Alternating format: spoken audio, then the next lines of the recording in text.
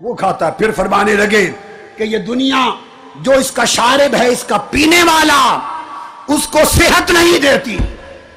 دنیا ایک ایسی شراب ہے، ایک ایسا مشروب ہے جو اس کو پیے اس کو صحت نہیں دیتی، اور جو اس کا ساتھی بنے اس سے وفا نہیں کرتی۔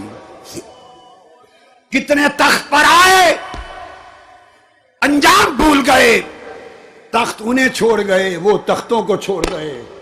کتنے محلات آباد تھے، آج وہ محلات کھنڈرات میں بدل گئے۔ کتنی آبادیاں کھنڈر بن چکی۔ ارے اپنا زمانہ یاد کرو، آج اس ملک پاکستان پر اللہ کی ناراضگی کے کتنے اثرات ہیں۔ کہیں پانی بند ہے، کہیں بجلی کم ہے، کہیں روزگار کم ہے، کہیں آٹا کم ہے، کہیں مہنگائی زیادہ ہے، جان کی حفاظت نہیں، مال کی حفاظت نہیں، عزت و آبرو کی حفاظت نہیں، بم ہے، کلنگ ہے، گولی ہے، ہر طرف ایک قیامت بپا ہے۔ اے پاکستانیان، اے اہل اسلام، اے اہل سرزمین پاکستان، کبھی آپ روئے؟ اپنی گردنیں جھانک کر دلوں کو دیکھا؟ کبھی مراقبہ کر کے اپنے مولا سے دل کا تعلق جوڑ کر پوچھا کہ مولا یہ سب کچھ کیوں ہے؟ پورا عالم اسلام غلامی کی زنجیر میں جکڑا ہوا، تباہی اور بربادی۔ کبھی اہل اسلام نے سوچا کہ ہم پر کیا بیت رہا ہے امت مصطفیٰ پر؟ نہیں سوچا۔ سوچتے تو روتے، تائب ہوتے، اپنا قبلہ بدلتے، رخ بدلتے۔ بات یہ ہے کہ جو لوگ رب کے دوست نہیں ہیں، ایمان پر نہیں، اللہ ان کے ساتھ بھی ناانصافی نہیں کرتا۔ ان کی اچھی بری کاوشوں کا اجر سب اسی دنیا میں دے دیتا ہے۔ اور جو رب کے دوست ہے، اس نے اپنے دوستوں کے لیے اس دنیا سے کروڑ درجے بہتر حسن آخرت کا آرام سنبھال کے رکھا ہے۔ جو رب کا دوست ہو کر اس سے بے وفائی کرے، اس پر دنیا تنگ ہو جاتی ہے، اور آخرت تو اس نے پہلے ہی تنگ کر لی تھی۔ تو آپ نے فرمایا، اس دنیا کے نشے میں دوتھنے والوں، یہ اپنے ساتھی کو وفا نہیں کرتی اور پینے والے کو شفا نہیں دیتی۔ اور پھر آپ نے فرمایا، دنیا منیت الاشقیاء، دنیا بدبختوں کی آرزو ہے، بدبختوں کی تمنا ہے۔ اور امام جعفر صادق علیہ السلام فرماتے ہیں کہ اللہ تعالیٰ نے حضرت عیسیٰ علیہ السلام کی طرف وحی فرمائی۔ سیدنا امام جعفر صادق فرماتے حضرت عیسیٰ علیہ السلام کی طرف وحی فرمائی۔ حضرت عیسیٰ علیہ السلام نے پوچھا، مولا تیری بارگاہ میں کیا تحفہ بھیجوں جو تجھے سب سے زیادہ پسند ہو؟ کیا تحفہ بھیجوں؟ اللہ پاک نے فرمایا، یا عیسیٰ حب لی من عینیک الدموع ومن قلبک الخشوع وکحل عینیک بمیل الحزن۔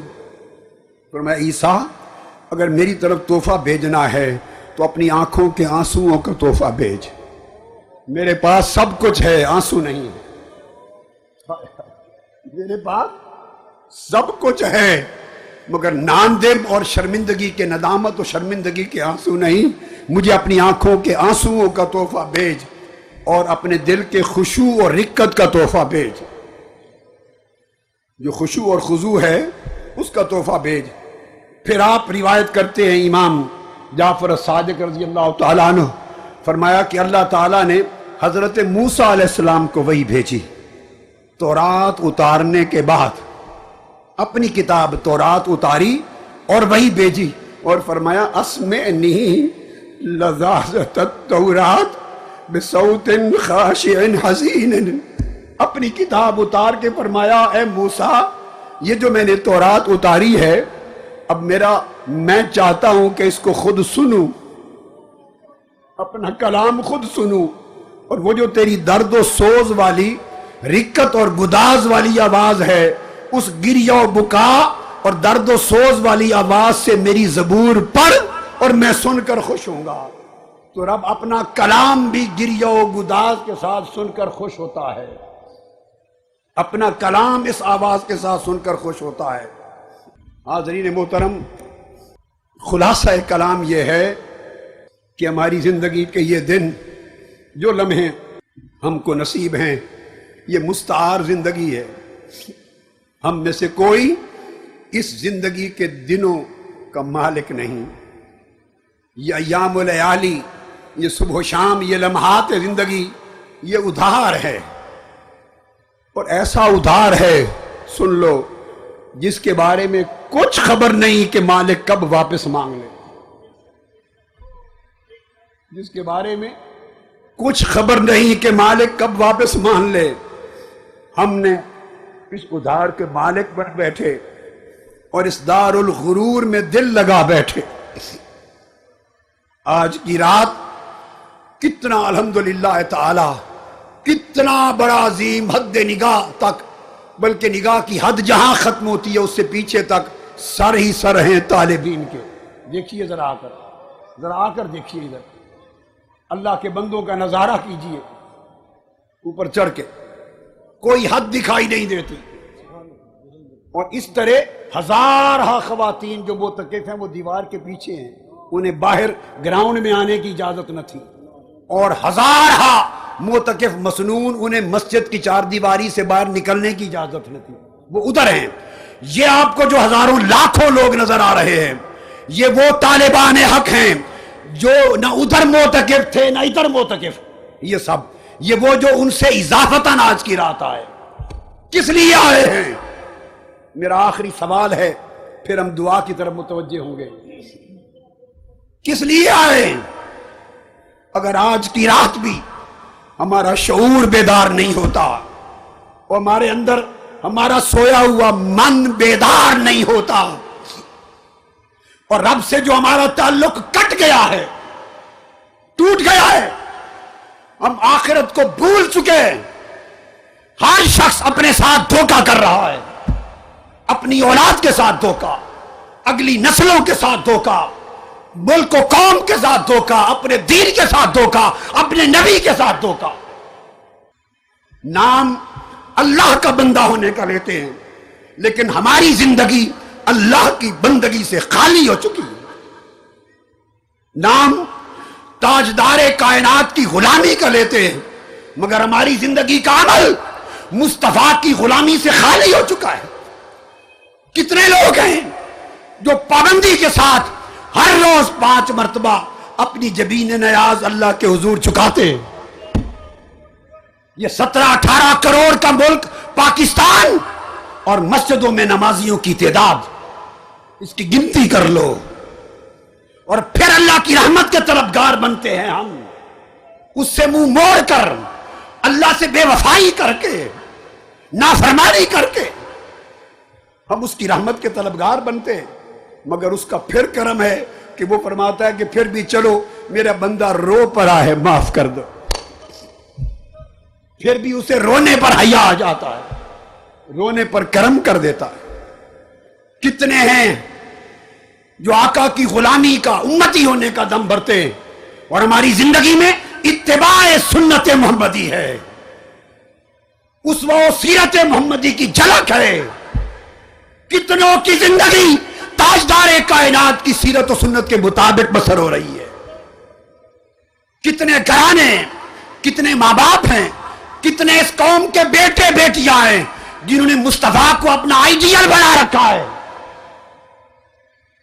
کتنی بیٹیاں ہیں جنہوں نے سیدہ کائنات فاطمۃ الزہرا کو آئیڈیل بنا رکھا ہے۔ ہمارے آئیڈیل کچھ اور، ہماری دوستیاں کسی اور جگہ، رجحان کسی اور جگہ، لالچ کسی اور شے کا، طلب اور چاہت کسی اور شے کی، نام خدا و مصطفیٰ کا۔ دل پتھروں سے سخت ہیں، آنکھوں کے چشمے سوکھ گئے ہیں، ہمارے تعلق ٹوٹ گئے ہیں۔ ہمیں پوری قومی سطح پر ایک توبہ کرنا ہوگی، اللہ کی طرف مڑنا ہوگا، اور گنبد خضرا کی طرف اپنا سفر شروع کرنا ہوگا۔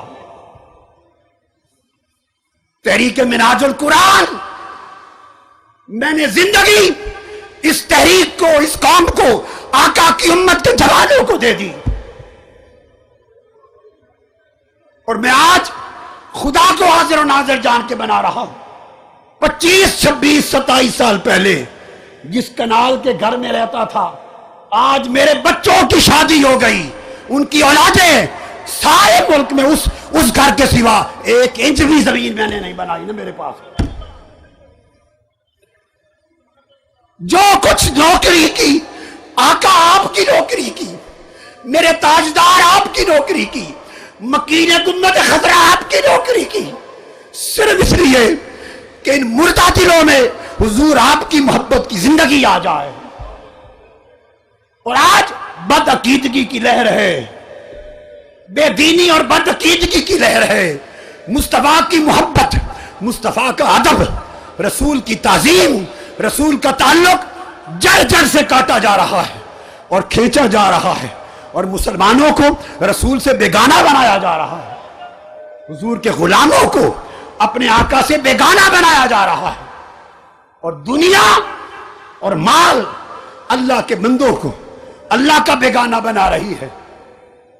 میرا جینا مرنا، میں تو ہمیشہ نہیں رہوں گا، یہ ایک آواز ہے، آپ سنتے ہیں لوگوں، کچھ عرصہ اور رہے گی، کچھ دن اور ہوگی، جب اللہ نے چاہا یہ بھی بند ہو جائے گی۔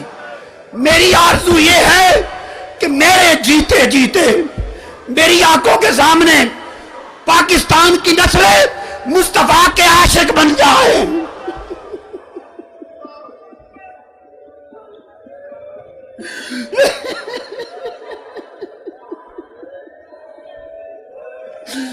میرے آقا کے عاشق بن جائیں، میرے آقا کی محبت میں فنا ہو جائے، ان کا جینا مرنا خدا اور مصطفیٰ کے لیے ہو جائے، اوڑھنا بچھونا حضور کی سنت ہو جائے، حضور کی سیرت ہو جائے، اللہ کے دین کا جھنڈا تھام لے، مسلمان ہو جائے، اور پھر بھولی بسری داستان خدا و مصطفیٰ کے تعلق کی دوہرا دیں۔ اس کے سوا کچھ نہیں، اس کے سوا نہ کچھ طلب کیا ہے، نہ ضرورت ہے، نہ کچھ مانگتا ہوں نہ بناتا ہوں۔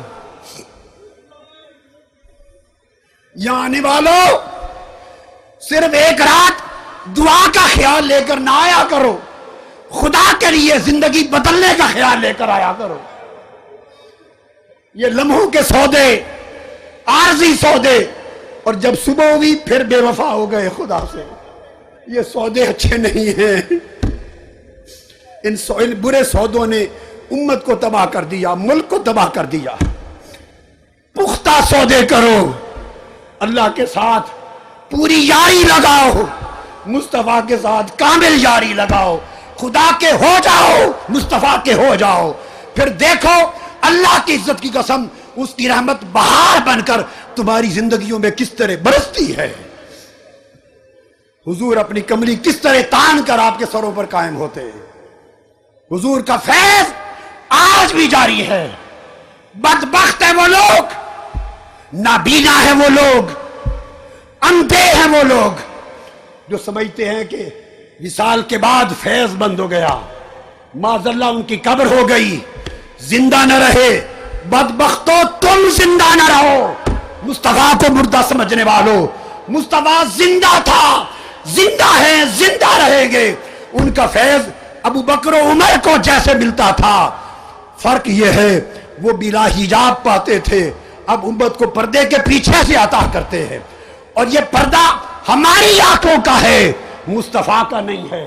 اگر ہم پردہ ہٹا لیں، مصطفیٰ آج بھی بے نقاب دیدار کراتے ہیں اپنے مردوں، اور بے حساب عطا کرتے ہیں۔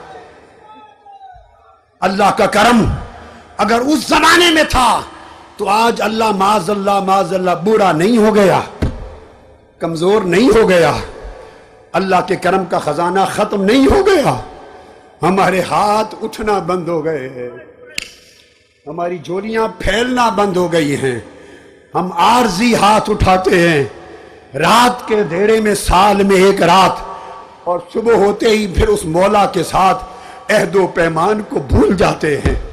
تم عہد و پیمان کو پختہ کر لو، خدا کی رحمت تمہارے سر سے اٹھے گی ہی نہیں۔ اپنے دھیان اپنے دلوں کی طرف کر لو، دعا تو اب ہوگی، مگر میں چاہتا ہوں یہ دعا آج کی رات دعا کے لالچ کے لیے نہ ہو، زندگی بدلنے کے لالچ میں ہو۔ جہاں جہاں تک کوئی سن رہا ہے، کروڑوں افراد، خاندان، گھر، عورتیں، مرد اور بچے، سب کے لیے کہہ رہا ہوں، زندگی کے احوال کو بدلنے کا عہد کرو، اللہ رسول سے پکی یاری کرو، پکی یاری کرو۔ بس ایک پیغام ہے، پکی یاری کرو، خدا کے سچے بندے بنو، حضور کے سچے وفادار بنو، اور اس کا مشاہدہ عملی زندگی کی تبدیلی کے ذریعے ہونا چاہیے۔ تحریک منہاج القرآن کا فقط ایک ہی مقصد ہے، یہی غرض ہے، یہی غایت ہے، یہی منزل ہے، یہی ہمارا مصطفی انقلاب ہے۔ ہم دہشت گردی کے انقلاب کو نہیں مانتے۔ تحریک منہاج القرآن بلکہ امت محمدی دہشت گردی کو رد کرتی ہے، دہشت گردوں کو رد کرتی ہے۔ ہر دہشت گرد اسلام کا دشمن ہے، قرآن کا دشمن ہے، مصطفیٰ کا دشمن ہے، امت محمدی کا دشمن ہے۔ دہشت گرد کا کوئی تعلق نہ اسلام سے نہ کسی اور مذہب سے ہے، وہ ایک مجرم ہے۔ اسلام اور تاجدار کائنات اور تاجدار ان کا پیغام امن ہے، محبت ہے، اخلاق ہے، دوستی ہے، نرمی ہے، اپنے احوال کی اصلاح ہے، تقویٰ ہے، خدا کا خوف ہے۔ ایسا صالح بندہ بنانا ہے جو آخرت میں لوگوں کے کام آئے اور قیامت میں عذاب کے حقداروں کے کام آئے۔ یہاں بھی لوگوں کے کام کرے، قیامت میں بھی شفاعت کرے لوگوں کی، نفع بخش بندہ بن جائے، یہاں بھی لوگوں کے کام آئے، وہاں بھی لوگوں کے کام آئے۔ کئی صحابہ نے اس حدیث کی کو روایت کی آقا سے، آقا نے فرمایا اللہ تبارک و تعالی نے اپنی رحمت کے 100 حصے کیے ہیں۔ کتنے حصے؟ 100 حصے کیے ہیں، اور جب سے کائنات بنائی تب سے لے کر قیامت کے دن بپا ہونے تک ساری کائنات میں اللہ نے اپنی رحمت کا صرف ایک حصہ ابھی تک بانٹا ہے۔ اور یہ بخاری اور مسلم میں متفق علیہ حدیث بھی ہے، صرف ایک حصہ بانٹا ہے، اور 99 حصے اللہ نے قیامت کے دن کے لیے محفوظ کر کے رکھ لیے۔ ایک حصہ ساری کائنات میں اب تک بانٹا ہے، جس سے ماں کی مامتا چلتی ہے، باپ کی شفقت چلتی ہے، بھائی اور بہنوں کی محبت چلتی ہے، دوستوں کی دوستی چلتی ہے، جانوروں کی رحمت چلتی ہے، اور قیامت کے دن کے لیے 99 حصے رحمت کے رکھے ہیں۔ باری تعالیٰ وہ 99 حصے جو رحمت کے سنبھال کے رکھے ہیں، اس کی تقسیم کیسے ہوگی؟ اس کو آقا علیہ السلام نے فرمایا، جسے امام احمد بن حنبل نے روایت کیا، امام طبرانی نے روایت کیا، امام حاکم نے روایت کیا، امام بہقی نے روایت کیا، اسناد جید کے ساتھ، کئی صحابہ سے، کئی طرق اور کئی اسانید کے ساتھ ائمہ نے اس کو روایت کیا۔ وہ 99 حصے رحمت کے جو قیامت کے لیے وَدَّخَرَ 99 جزءً للقیامت لأولیائہ، آقا نے فرمایا کہ اللہ تعالیٰ قیامت کے دن اپنے دوستوں کو، انبیاء اور اولیاء کو، انبیاء بھی اس کے دوست اور غیر انبیاء اولیاء بھی اس کو دوست، ایک حصہ اس نے خود بانٹا، 99 حصے قیامت کے دن شفاعت کرنے کے لیے انبیاء اور اولیاء و صالحین کو دے دے گا۔ ان سے فرمائے گا میرے محبوب بندو، تو نے دنیا کی محبت چھوڑ کر مجھ سے لو لگائی تھی، میں آج 99 حصے رحمت کے تم کو دیتا ہوں، تم جس جس کی شفاعت کرو گے آج اس کی بخشش ہوگی، جس جس کی شفاعت کرو گے بخشش ہوگی، حتیٰ کہ کوئی دوزخ میں اگر جا چکا ہوگا اور تم اس کو پہچانو تو جس کو چاہو نکال کر جنت میں ساتھ لے جاؤ۔ یہ صحیح بخاری کی حدیث بتا رہا ہوں، صحیح مسلم میں ہے، ترمذی میں ہے، نسائی میں ہے، صحیحین کی متفق علیہ حدیث۔ اور اللہ دوزخ کو حکم دے گا، ہے دوزخ کی آگ، میرے ولی آئیں گے اپنے دوستوں اور اپنے ماننے والوں کو شفاعت کر کے جنت میں لے جانے کے لیے، نکالنے کے لیے۔ وہ کچھ عرصہ دوزخ میں پڑے ہیں، جب تک میرے اولیاء نہیں آتے، خبردار تو ان کی پنڈلی سے اوپر نہ جانا، ان کے چہرے نہ جھلس جائیں، کہیں ایسا نہ ہو کہ انہیں پہچاننے میں مشکل پیش آئے۔ اللہ پاک پوچھے گا انبیاء اولیاء سے، جنت میں جاؤ، اللہ کے دوست اور ولی کہیں گے یہ بخاری مسلم کی متفق علیہ حدیث. افسوس آج میڈیا پر، ٹی وی پر، ذرائع ابلاغ پر ان پڑھ لوگ جنہوں نے نہ کبھی بخاری پڑھی نہ مسلم پڑھی، نہ علم اہل علم کے سامنے زانوے تلمس طے کر کے سیکھا، نہ کتب کے سمندر میں غوطہ زن ہوئے، بیٹھ کر غلط باتیں کر کے امت مسلمہ کی نسلوں کو بہکاتے گمراہ کرتے ہیں. سن لو، بخاری مسلم کتاب التوحید کی حدیث متفق علیہ، اس کو جھٹلا کوئی نہیں سکتا، رد کوئی نہیں کر سکتا. انبیاء کی شفاعت تو جو ہوگی سو ہوگی.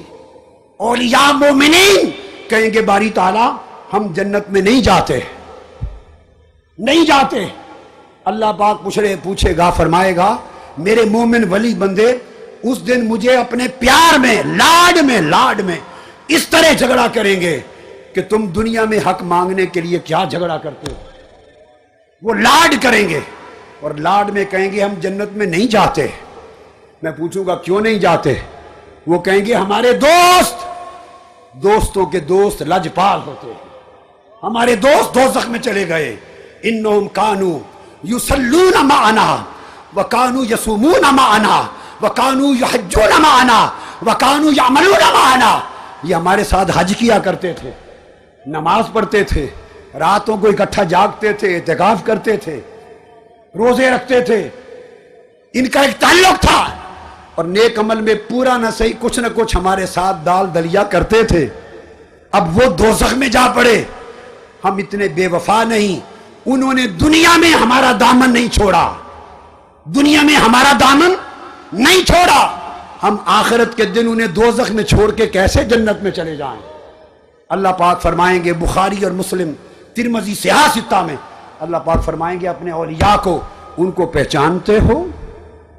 عرض کریں گے باری تعالیٰ پہچانتے ہیں.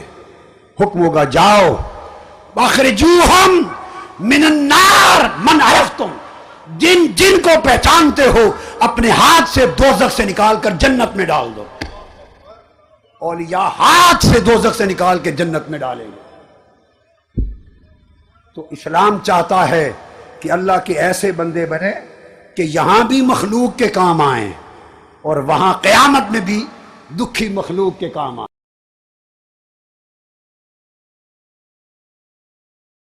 مولانا روم اپنے احباب کے ساتھ ایک گلی میں جا رہے تھے. وہ چھوٹی گلی تھی، بڑی چھوٹی سی تنگ گلی تھی. جا رہے تھے، رات کا وقت تھا، تو اس گلی میں ایک کتا سویا ہوا تھا. اس سے راستہ رک گیا. بھیگا ہوا بدن ہوگا، اب اس کے اوپر پھلانگ کے جائیں تو کتا اٹھ جائے گا. تو سویا ہوا مولانا روم کھڑے ہو گئے. کھڑے رہے. ایک شخص آیا، دوڑ کے اس نے کتے کو پاؤں مار کے ہٹانے کی کوشش کی کہ میں پاؤں مار کے ہٹا دوں. مولانا روم نے پکڑ لیا. اس نے کہا وہ آرام کر رہا ہے، اس کے آرام میں کیوں خلل ڈالتے ہو؟ جب وہ اٹھ جائے گا از خود نیند پوری کر کے ہم گزر جائیں گے. صوفیاء تو کتوں کا اتنا خیال کرتے ہیں اور ہم انسانوں کا کتنا خیال کرتے ہیں. انسان کے آرام کا کتنا خیال ہے ہمیں، انسان کے دکھ درد کا کتنا خیال ہے. تحریک منہاج القرآن کے قائدین و کارکنان، معتکفین، معتکفات، اور جہاں جہاں تک میری آواز کو سننے والے سامعین و سامعات ہیں، مشائخ اعظام بھی ہیں، علماء کرام بھی ہیں، خطباء بھی ہیں، ائمہ بھی ہیں، اساتذہ بھی ہیں، طلباء بھی ہیں، طالبات بھی ہیں، سب دنیا سن رہی ہے. اس بات کو اپنے من میں اتار لو، من میں اتار لو کہ صوفی کتے کو تکلیف دے دے تب بھی نہیں بنتا، اور کہاں انسان کو تکلیف دینا. یہ مولانا روم کا مشرب ہی نہیں، یہ کل 1400 سال کی تاریخ کے اللہ والوں کا مشرب ہے. یہ سوچ ہے، یہ فکر ہے. اس فکر والے شخص کو صوفی کہتے ہیں. صوفی لباس سے نہیں بنتا، صوفی موٹے موٹی تسبیح کے دانوں سے نہیں بنتا، صوفی بڑی بڑی غیظ و غضب کی آنکھوں سے نہیں بنتا، صوفی بڑے ورد اور وظیفوں سے نہیں بنتا، صوفی بڑے غصہ اور جلال دکھانے سے نہیں بنتا. صوفی مسند اور گدی پر بیٹھنے سے نہیں بنتا، صوفی جبہ اور دستار پہننے سے نہیں بنتا، صوفی اس کردار کو اپنانے سے بنتا ہے۔ صوفی جبہ و دستار سے نہیں، صوفی اس کردار سے بنتا ہے۔ اس کردار کا نام تصوف ہے۔